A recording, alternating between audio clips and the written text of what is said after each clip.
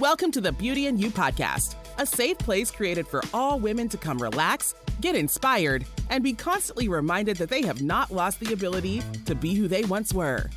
Join us as we dive into the true meaning of rediscovery through inspiring guests and topics such as healing, self-love, and creating a positive mindset. So sit back, relax, and get comfortable as we dive into this week's episode. Here's your host, Mack. Hey, y'all, and welcome back to another episode of the Beauty in You podcast. I am so excited because we are going all the way to Italy, you guys. My special guest is amazing, and I cannot wait for her to share her rediscovery journey with you. She is the owner of 2 related wine businesses in Italy, and she is also a now wellness consultant. You guys, welcome the one and only Anna Savino. How are you? Hey, Chiquita. I'm so honored to be on this podcast, and congratulations on this new idea of yours. There's always a need for it. So thank you so much for having me. No, thank you for being a part of it. I'm super, super excited about it. And it's been overwhelming, but a good overwhelming. Just so many different stories out there, and all of us are related some way, shape, or form. And I just think it's beautiful for us to all come together and just really get the story out there. Totally agree. So, as you know, it's called The Beauty in You. And we have to start off by just talking about our rediscovery journeys and what led us to where we even are today. And so why don't you take us on a little journey on your rediscovery journey? Yeah, I'd love to. It's hard to know where to start because everything affects our lives, right? But I think for me, probably the moment of my self-discovery was when I moved to Italy. So I was only 21 years old. This was 19 years ago. And so I was just a kid and I was diving into the unknown. I landed at the base of the Alps in a region called Piedmont in Italy, not knowing what I was about to find. I didn't speak Italian. I didn't know anybody. I just knew I was going to teach English. And I didn't even know who was picking me up from the airport. So it was just really diving into the unknown. But I've always been pretty courageous and outgoing, independent. So that wasn't worrying for me. But probably what I struggled with the most that first year I was in Italy was loneliness. I had always been a super social person, and to find myself in a foreign country with 2 students, that was it. In the first couple of months, I arrived basically in the winter time. It was cold. I didn't know anybody. No one spoke English in my town. So what do I do? It's like, Yeah. I think my most rapid growth was during that time when I didn't really know what I wanted out of my life and I had no one to talk to. And back then, I know it's amazing to think about this, but 19 years ago, there were no smartphones. So there was no internet, there was no Google Translator. I was walking around with my little pocket dictionary. And so that was what I had to deal with a lot. And what really helped me through that loneliness was journaling. So I know you're very into journaling yourself. Yes. I've always loved to write, but I just found those moments to just be with myself and my thoughts. And I have 20 volumes of daily journaling. And I swear to God, that's what got me through that first really, really hard 9 months of my time in Italy. Let me tell you, journaling is amazing. That's your own therapy right there. Right there. Totally. Yeah. And it's so funny to look back on those entries. Sometimes I'll pull them out. And I think what you learn from going back to those is when you feel like you're always pushing and like you said in your podcast, you're a hustler, and it's but you feel like you've always got to keep moving. It makes you realize how far you've really come. And so, and your growth, you can see your growth by what you wrote years and years ago. So when I look back at my rediscovery, that for me was a really, really milestone moment. Was that first year was the journaling process, and just learning how to be by yourself, which I think we don't really do very much, like just our own thoughts. I had no TV. I had no nothing. I lived so simply. I had no dishwasher. It was like just me, myself, and, you know, I'd play solitaire on my computer on my laptop because I didn't even have internet, you know? So yeah, that was huge. And now I'm not afraid to be alone anymore. I actually kind of enjoy it. So we don't always have to, you know, I think of myself as I'm the outgoing one, and that's what you have to admit to others, but it's okay. You're not labeled. We don't have to be always a certain way. I can also want to be alone, and I'm not afraid of that anymore. So, and then I would say I decided to live my life here in Italy. I kept teaching, but I think growing up, our family, we were never really about confrontation either. So everyone has to get along, and if something's wrong, you just kind of let it slide. And I think what living in Italy taught me was to be strong and not be afraid of confrontation. Sometimes, like, I had to stand up for myself. I had to throw some blows, like some elbows, and, you know, like, exactly, it was like, okay, lady, you guys just cut in front of me. That's not right. Like, I'm getting in there. That's my place. And at first, I was a little afraid to be assertive here, also because it's not my language and it's not my country. But I realized in time, my husband, he's the opposite of me. So he's not afraid to speak his mind. He doesn't care what other people think of him. And I'm the complete opposite of that. So I think in part because of the way that my husband is, but also the Italian mentality, he kept telling me, you know, Anna, people here in Italy, they will respect you for saying your truth. Like, they don't respect people that just sit back and accept things that are not right. So even if it means confrontation, they will respect you even more. Because you stood up for yourself, and they see strength in that, especially in Italy, where people are very animated and really, you know, strong-willed. And when we have conversations, it seems like we're always fighting, but it's not. And that was very empowering for me. That was a process that took years, but was to stand up for myself and not to worry about confronting people. So I would say that's number 2 of my journey.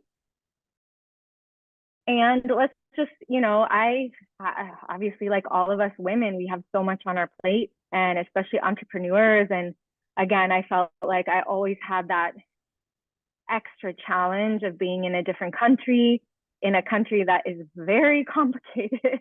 Fun to travel to Italy for vacation, but living here is a whole different story. You have to have a lot of patience. But I admit, I mean, I was pretty burnt out, stretched my time too thin. And that's, I also moved my kids out from the public school, and I pulled them out after first grade and moved them to an alternative school, which is really hard to find in Italy, and it's not common. And all the moms were telling me, like, why would you do that? That's so courageous of you. That's so brave. And I was like, it's not brave. It's just my instinct, my heart was telling me that was not a good environment for him, for my son. And I want the kids to have fun. And I think in Italy, sometimes it's really traditional and kind of old-fashioned sometimes. And, you know, as Americans growing up, I don't know about you, but I think of my elementary school years as like play and fun and running around. And I don't know, here it was like, first grade, we need to learn how to sit still, like for 8 hours. It's like, where do they play? There's no field, there's no sports. Like, oh, the courtyard. Well, the courtyard is full of cobblestone. So what do? They play around with the ball? No, they just talk. I'm like, no. So when I switched my kids into this different school, I found all these really like-minded people that were open, and a majority of them are in the holistic world. And so I bonded really quickly with these other parents at this school. And one of my friends, she gave me this roll-on essential oil that was called Motivate for my birthday, but she didn't really tell me much about it. It was just a birthday present. And I started using it, and I was like, wow, I like this. It was just like, it wasn't like I felt like I needed motivation, but what I think it's hard to explain, but what really drew me to these essential oils is basically just breathing and to remember to take deep breaths. So whether you believe in the effects, the actual physical or emotional benefits of the essential oils, for me personally, it was just a reminder, a way to remind me, stop, take a deep breath, just breathe and be with yourself. And this was, I'd have to say, probably the start of my real kind of wellness journey, because I think it's something so simple that we forget is to breathe. Yeah, seriously, all of it. We are constantly going at such a fast pace, especially like I live in the DC area, so I'm always rushing. If I leave the house 2 minutes late, I'm like, oh my God, the traffic is crazy. Yeah. And I find myself rushing throughout the whole entire day, which does not always feel good. So it's good to just sit and remember to just breathe, and it's gonna be it's gonna be okay. And that's the thing, when you feel like you don't even have 5 extra minutes, you can still take one deep breath. Like, it doesn't have to be 10 minutes of deep, meditative breathing. It's just like, even when I'm driving, sometimes I realize I'm like tense in my shoulders and I'm holding my breath and I'm thinking of all the things I have to do. And instead, with these oils, maybe I would just, even just from the bottle, or just put a little bit on my wrist and just, okay. And it was so incredible to just realize how much I was holding my breath and that tension and that stress. And I suffer from migraines. So I think that has to do with it too. It's just like, ease into everything and take it easy. So yeah, breathing, that just kind of brought me down this rabbit hole. And now I'm really looking out for myself. And I think it helps that my 2 kids, they're 9 and 7. I gave it everything I had when they were little, but now it's more about me, and I know that they can handle themselves. So I'm experimenting a lot. Even if it means doing, like, here in Italy, we go to do our courses at 9 p.m. I get home at midnight most of the time. But it's important to me. I know if it was a perfect world, I would be like, sleep is so important and we need to get our, 8 hours. But for me, I'd rather lose an hour of sleep, but have that extra me time, even if it means late night. I'm sure you understand. It's like all of it, watching an hour of TV or reading a book for that, or it's too late, but it's just, you need that time at the end of the day. So I've been experimenting a lot with some courses. Like, I don't even know how to explain it. So I went down this rabbit hole and I started doing this course called, it's like a meditative free movement course. And I think I felt a lot of pressure in this world, in this holistic world, to meditate. So is it easy for you to meditate? Because for me, it's a challenge. So I did a lot of, in the beginning, sleep, like meditation to help me sleep. And that I can do that. That I don't know what it is. If I'm laying down and I put it in my ears and just the relaxing. But if I go to like sit in my own space and meditate, my thoughts is going. It's going. Everything is like, no, breathe and relax. Like, but my mind is like, oh, what about this? And what about that? And what about this? And what about that? So that one I can't get into. But if it's sleep, like lay down, I do have some oils upstairs, relax, put the meditation in. That I can do. And then I feel the meditation high when I wake up, like, oh, I feel so good. Oh, good. Nice. But I can't sit in my own thoughts, because my thoughts, I will tell you, to be honest, they consume me. They consume me. And it can be so hard. And I'm active. I'm just, a physical person too. And so this was perfect for me, because basically we look like a bunch of crazies, like, in this gym, and we're just kind of moving to the music. We have our DJ and we just have to feel what we feel. And I think, again, that's like thinking only about me physically, my breathing, again, going back to breathing. And then I start meditating, but I'm in movement. So for me, it was really helpful to not feel that pressure to just sit still and get there. So maybe one day I'll get there. But that's what I'm doing right now, and just really being aware of what I'm feeling and what my body and what I want to do. And it's incredible.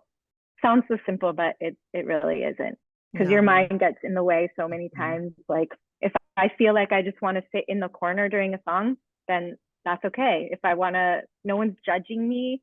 I think that's a huge thing to get over. It's like, I can be skipping, I can be, out there doing whatever. Nobody's judging me in this kind of course. And then, so this has been a really important thing for me, and just feeling the energy, and then just experimenting. Like I just went to this family constellation therapy the other night, and it was, again, incredible, just feeling like an energy. So I think that's part of my process and my rediscovery, is just listening to my body, breathing, and not being afraid of what anybody else thinks.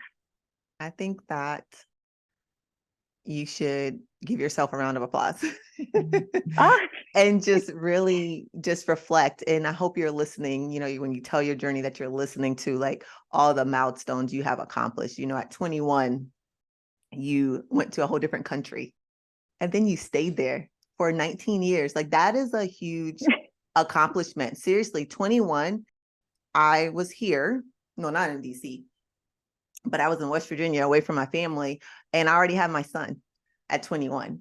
And I was trying to figure out how I was going to graduate school and take care of this little human, and then I have all the family members telling me that I can't do it. Right. So yeah, our journeys are so different, and they all shape us in some way, shape, or form. And I can go back and look at those moments where I did feel alone. You may have been in another country, but I was right here in the US, and I still felt alone. And I understood the language, but all of my friends were on their rediscovery journeys, finding out who they were, because they were able to make those mistakes. And I felt that I couldn't make those mistakes because I already had a person that I was, responsible for. And so it's crazy how, it's different, but they're similar in the certain feelings of just being alone, and the journaling process and processing it through. And how am I going to, make it for me? How am I going to make it here to you? How am I going to make it in this other country? I don't speak the language. How am I going to raise this little person and go to school? So it's like, it's just crazy. But even when I tell my journey, I'm like, let me pat myself on the back because I did that. And so I want you to, pat yourself on the back, because what you've accomplished up until this point is not easy. And you're continuously making strides in that. And not only that, you started a family there, you've learned a language there, you started 2 businesses there, right? You stepped outside the norm. You did something that everyone told you, oh, you're putting your kids into a different school. Oh my God, why are you doing this? Again, society, right? You fight with the voices and everyone around you, but you still did it for yourself. And now you're in a place in your journey where you're like, you know what, it's time for me. That part is hard to get to in itself. That me part, understanding that I'm important, and that in order for me to be what my family needs at this point, I did my part. You guys are great, right? You're living, you're good, everyone's good. Okay, it's my turn. Exactly. That part is hard to get to, because then again, you face those that are like, oh my God, you're doing this for you. You're doing that again. Where are your kids at? Where's your family? Yeah, and it's like, they're fine. I can handle that. Yeah. But this time's and I think, just like in doing these activities and expanding my circles, I've really found like how important it is to have a community of women, because I guess you could say growing up, I was always kind of a guy girl or girl guy. I don't know how to say it. Like I always had guy friends. I felt more, and I was like, girls are, I can't annoying. say it on the podcast. Annoying. Yeah, let's say that. Like girls are annoying and catty, and I don't have time for that. And I'm, into sports, and I get along better with guys. And I kind of underestimated women, I think, myself, until I had kids. And I work in the wine community, and I don't want to say it's dominated by men, because now there's, women winemakers, everywhere, and even where I live. But I collect fine wines, and I sell fine wines. So I have a club, a Barola wine club, and I'm in groups on social media of like the buyers of these collectible wines are still almost always men. So it's like the businessmen who are looking for these really fine wines, expensive wines. And I'm one of the only girls on these forums, these women. And so there I realized, I'm in in that part of my business. It is still male dominated, and I'm okay with that. But I've balanced that where now I have this group of women and I feel so connected to them, and like they really are the ones who can give us support. And we're so strong. Women are so strong. Like we're there for each other. So I'm so glad that I've come to terms also with that, and have that new appreciation for our tribe, right? Mm-hmm. And I completely feel you there. I was the guy, girl, too, tomboy. I don't know what you call it, but I did sports too. And I always find myself more comfortable around the guys than girls. And I was the same way. Like, I don't have time for drama, so let me just hang out here. But it's community, and I did write that down as you were speaking. Community is so important. It's important to find your tribe, and you don't need a lot. You don't need a big tribe. Just those that you are truly comfortable with, that you're able to relate to. And you only need one really good. I say you only need one good friend. That's true. That one person that you can truly be yourself around. And so, yes, having your tribe is important. Having your community is important. And that's one thing that I wish I had in my early 20s, because I don't feel like there was a lot of talk about like early moms and like supporting one another. And if it was, I couldn't afford it then. I was just so broke. Yeah.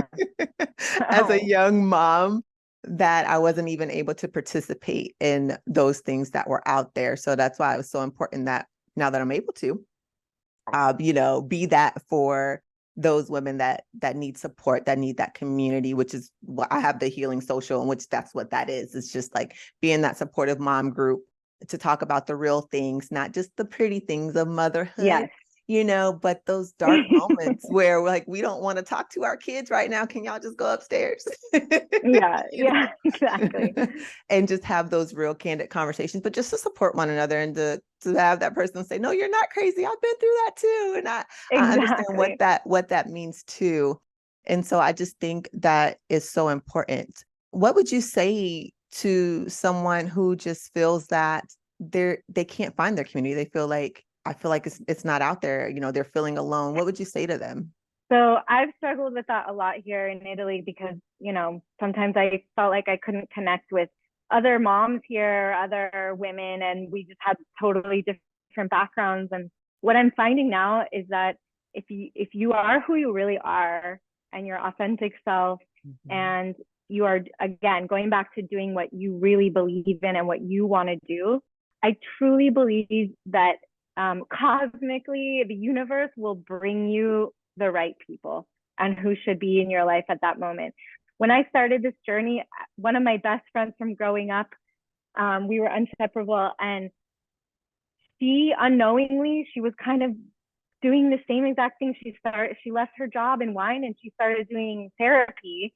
And another friend of mine who I hadn't connected with for 10 years, all of a sudden came back, and she's the one that's doing these courses, this free meditation, movement meditative course. So it was like, oh my God, all you guys are in the same, going in the same direction too. And they'll come back into your life, or just keep, don't be afraid. I'd say just, you got to get over your own doubts and fears and just put yourself out there and try new things. You're not going to make really good friends just staying home or like being on your phone. And sometimes I feel like, I put myself out there all the time, and people might be like, who are you? But when there's someone who appreciates you, it will be reciprocal. So I absolutely agree with that. Yeah. But I know it can be hard. It's not easy. Very, very hard. I think one of the things you said was the word fear. And that's such a scary word. And it's such a scary feeling. But I say over and over again, like, I literally have a conversation with fear every day. Every day. Wow. The feeling comes and I'm like, oh my God. Okay, let's go. because it is scary. And I know that if I'm going to continuously do what I feel my purpose is, then me and fear got to have that conversation and I have to win it. And then I have to keep going. So I encourage anyone, if you have that, you feel the fear, you're afraid to step out there, you're afraid to step out of your comfort zone, have that conversation with fear and tell them that you're going to win and then do it, because you'll never know unless you take a chance, or you're going to always be sitting there thinking like, oh my God, if I would have had, took the opportunity or did the chance. There's a lot of times where we ask for things or we pray for things or we say, oh, I wish my life was different. I wish I was able to do this. And the opportunity comes and you completely talk yourself out of why you shouldn't do it. But you ask for it. Then you go back and say, God, I wish I would have did that. So, you got to have that conversation with fear, and you have to be willing to step out of your comfort zone. I am willing to tell you that there's success outside of it. There's failures too, but as long as you are able to learn from those experiences and are willing to go back to the drawing board, then you can't fail. Exactly. It's for some people, I think it's easier than for others based on your personality. But I think, and that all comes back to you have to be grounded. You have to be like your base is coming from you. And so if you can't make friends during that moment or you feel lonely, just maybe work on yourself, and then that will come. I was going to say something about fears. Oh yeah. So, and this is what happened. So one of my wine businesses is a tour business. So that was my core business with my husband. We're a husband and wife team, which can be challenging too, working together. But so when COVID hit, for example, our family, we had no income for 2.5 years. Like wow. It was like fear was right in front of us, apart from everything else that was happening. But it was like, we need to raise this family. We just bought a new house. Like what are we going to do? But we had, we were, again, grounded and feeling confident in our relationship and feeling confident in ourselves to say, okay, really, it's cliche, but when one door closes, another one opens. And so we started our second business, which was the wine club. But I had already semi-started that before COVID hit, but I was really able to move on with that. And that saved us. And so again, looking back on it, you think, oh my God, I was imagining the worst possible scenario. This was never ending. No tourists are ever going to come back. That's a long time to not have an income, like 2 years, but you kind of think, okay, so what's important? Our family is important. Our health is important. We can live simply, we'll make lots of sacrifices. So when you take away all of that external stuff, you take away social media in your life, you take away what it really comes down to is just working on yourself and getting over those fears and just manifesting what you want. So, and this is another thing with the oils, like it may sound weird, but it's like, through our group that my consultants, like they put on a certain oil that signifies something. You rub it on your feet every morning and you have your mantra, and you think what you want that day, what you want. And there was a time when I was just saying abundance was what I was hoping for every day, rubbing it with an wild orange oil, which is the symbol of abundance. And I was just envisioning this, right?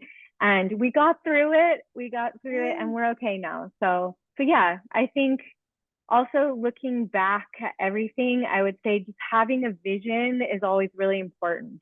And I'm sure you are very good at that because you're so successful and determined.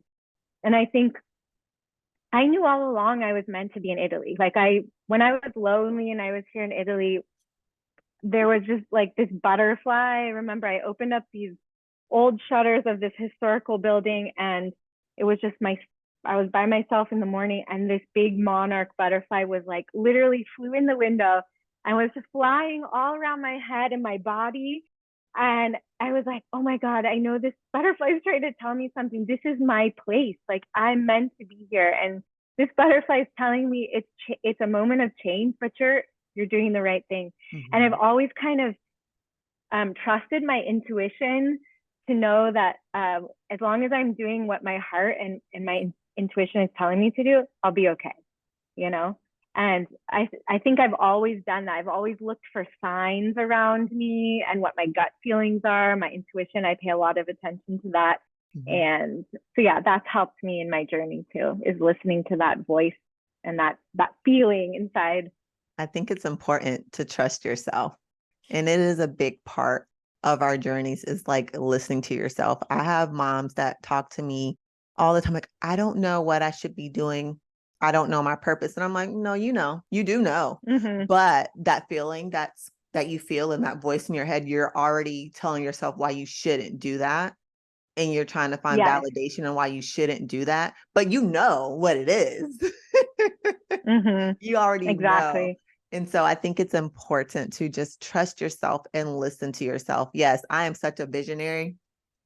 I see it all. Oh, I, I imagine that you were. I see it. Like, yeah, I see it. And every time I have those moments and I'm like, oh, am I where I'm supposed to be? Am I doing the right thing? I have to go back and do my self-reflecting and pull out my journal and say, Mm-hmm. literally everything I've said that I was going to do, I've done up until this point. Literally, I mean, there's not one thing that I'm like, I'm going to do this. Wow. Oh my, no, everything that I've said, I've done it. Okay. Yeah, So you're so special. And it's stepping stones, you yes, know, like people are like, oh my God, well, you're just so amazing, Shakira. Like, how do you do that? And it's like, no, I've anybody can been do that, working. really. Yes, Yeah, anybody can do I've it. been And I working say my butt. it's so much Exactly. work. It's work, and it's a lot of trial and error. And I guess no one sees that part, like the behind the scenes part, but it's a lot of trial and error and putting stuff out there and trying to figure it out. And even this podcast, like I'm going to turn a Beauty in You into a podcast. And I've been saying it. And then I'm like, I did it. Okay. All right. So now my Yeah, brain's like, what's next? And it's just, exactly. Same as me. yeah, it's just funny how It's, things but come around. mm-hmm. It was the same. I used to be a softball pitcher, and it was like, even just thinking of that little example is like, when I can picture that, like, envision the ball hitting that glove perfectly and that's a strike, that would be my best pitch. And it was Mhm. just all a matter. It's unbelievable. And I still play here in our local league, and it just comes back again. It's like when I envision it, it happens. And so this is, proof. It's like a physical example of proof in sports. It's like envisioning that. And so I think that's really important. I do too. It's important in all of our journeys. Like we can do it. You can be just as successful as you put your mind to. You like it's so everyone says that. No, but seriously, it's true. Yeah. If you put your Yeah. mind to it, it can definitely come true. If you're focused, if you're willing to give it a chance and you're willing to learn from your mistakes and just keep plugging along little by little, it will work out. It will line up in such a way that you're going to be like, what is happening? I've been in Yeah. those low moments in my life where I would have people on the other side saying, no, once you go through this storm, everything's going to work out fine. And I'm like, yeah, you guys are full of crap because this is Mm-hmm. such a bad place that I'm in right now. And then being on the other side of it, I'm like, oh, I guess that's what they were talking about. But, Right. you have to go through it and just keep believing that you're going to get out of it. And like I said, going through fear and having that conversation with fear and just really, really trusting yourself, who you are, and where you want to go. If you follow those steps, I'm telling you, you can't you can't go wrong. Can't go wrong. Yeah. I do want to talk more about your essential oils because I just think it's a big part of mental health and wellness. And I was going through your Instagram and you were talking about lemongrass. And Yeah. I was like, wait, does that really work? I So don't can know. you just, Again, you kind of think, is it mental or is yeah. it really, but I mean, this is what I'm exploring now because it is a new world to me. But I've found, especially on the kids, it's so potent. Like they're just so receptive to everything, and Mhm. it has both physical benefits and also emotional. So maybe it could even be like a placebo effect, but who cares if it Yeah. works, right? So like, yeah, I mean, of course, like I am all for medicine. And if you have to take medicine for whatever you have, like no worries. I just, if I have a migraine, I'm gonna just pop that, it's like, it's fine. But if we can catch it soon enough and apply these essential oils so it can be topically because it's absorbing it. And if it's high quality oils, like the ones that I also sell, you can even ingest them, but even just diffusing them in the evening, it can do all kinds of things. It can lift you up and it can calm you. And I mean, I just think that God gave us everything we need and, on this planet. And I feel like if we can just kind of go back to basics and kind of back to our origins, I'm just so in awe of what plants can do. You have a degree in biology, right? So correct? Yes, I do. Like, that's my first one. Plants, they can fight off their diseases and naturally have their substances in them that to help them through their stress and temperatures and all kinds of things. So the fact that we can distill those and use them on ourselves in a really natural way, I feel like I have the instruments.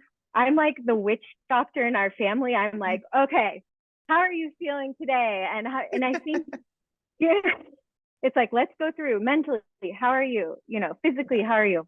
And then I have the right thing for everything, and it's also given me that time, like before the kids go to bed, where maybe we're rush. Now it's like, I go up with the oils. How are you feeling? Maybe they're upset about something. They start to talk to me more. And I'm rubbing their feet with these oils. And it's like downtime for them. It's a moment of connection for us. And they, usually tell me they feel better. And it's like this nice little ritual that we've created to just go through that together. And there's an oil for everything, really. There is. Yeah, we need your oil directory. It's a whole world. I mean, it's going to take me a lifetime, but I'm going through it because at night, that's not like what I study, but it's also really personal. What works for one person might not work for the other. Yeah. And of course, the oils have to be high quality because there's a lot of really artificial and chemical stuff out there. So I think that makes a huge difference, and consistency. So you can't just expect like, I'm going to rub one drop on me one time and, it didn't help my sore throat or whatever. It's like it takes consistency. And there's a lot of skepticism too around it, even with my own family.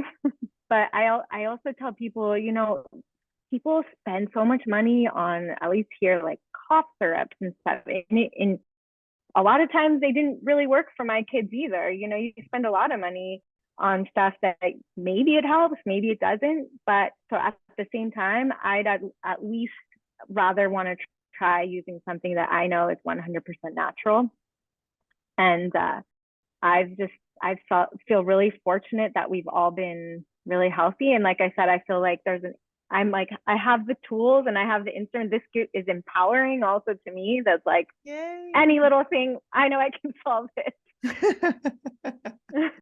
I think that's awesome. Do you ship your oils to the US? I don't, but it is an American company. It's called Quita. And so all it takes is for example, my Instagram account, I do it both in English and Italian. Sometimes when I feel more, I write in English or I translate them, but I can just give a link and it will be shipped from the US. So it's really, really easy. So that's not a problem. It's an international company, so it can be done from all over the world. That is good to know. I'm about to go click and just get everything. And then I'm going to just hit you up and say, what do I need? Which one do I use for this? Yeah, they are expensive, I have to say, but they are the most tested and pure so they're trustworthy. And they also, I really like what they do in the world, and they help a lot of, they use the money for good things. So that's worth it. That's important to give back. Absolutely. Totally worth it. Totally worth it. Anything that's going to make us feel better. So right now we're dealing with the muscle soreness, and my daughter. Yeah. Yeah. That's what we're dealing with right now. That's why I was like, wait a minute. is there a way? And we're just waiting and waiting for the doctor, you know, how long that takes and referrals, but she's just shooting. And this happened with my son too, but she's just like shooting up. Like she's so tall, but she's having aches in her knees Oh, now, even when she starts walking up the stairs. And I know it's just because her body's just like really growing at such a rapid rate and yeah. everything's just trying to like catch up. So we're Oh, dealing well, with for the, growing pains, my daughter deals with that. There's this oil called Deep Blue. It's amazing. It's super strong. And there's like wintergreen and yeah, all kinds of stuff in there that it's so amazing. I put it on her a lot. I use that a lot with her for growing pains. that's So what I I need. So understand. I need you to send me this Yeah. so I It's can, you know, amazing. use this for her. So yeah, that's what we're dealing with right now. Oh, I thanks. hate it, but I'm like, I'm sorry, we're gonna get it I together. know, because that's when you feel like there's nothing I can do. I don't know what to do, you know. But at least with these oils and you're like, okay, don't worry, this is gonna fix it. And then it's like the magic potion, you know, that you put on them. But usually they feel the results. Absolutely. Can you tell the audience each of your Instagrams and where they can find you? Yeah, so I have a 3 Instagram accounts, but I'll just give you the 2 main ones that I use. So the first one is related to wine. If you guys want to check out my life in Italy, like I'm always eating and drinking every day. The best So, life. yeah, I'm living the life, I have to tell you. So that one is called Barolo Wine Club, but the link I'm sure will be there. Barolo Wine Club, all attached. So that's my food and wine and tours and Piedmont Italy life. And then my more holistic account, that's what I just started it. So I'd love if you'd follow me. It's called Sense of Smell, but sense like SCENTS, and then the of is a 0, sense of smell. So you can follow me there, but let me know if there's ever anything you guys want to know more about, and I can put up the content. So there you have it. Yay. I want to thank you so much, like I said, for being a part of my journey and being a part of the Beauty in You podcast. I'm enjoying watching your journey as well. And I just want to say thank you from the bottom of my heart. I truly, truly mean it. Oh, thank you. You are truly an inspiration. I mean, you've reached me over here in Italy, so you are definitely making an impact all over the world, I'm sure. And I'm so proud of everything that you've done, even though I don't know you in person, but you're incredible. Thank you. Thank you for what you're doing. Thank you. Thank you so much. All right, you guys. Thank you for tuning in. Until next time. Thank you for joining us on this week's episode of the Beauty in You podcast. Don't forget to rate, review, and subscribe. Visit us at thechiquitamack.com or join us on Instagram at thechiquitamack for your daily motivation and inspiration. Tell a friend to tell a friend. Until next time.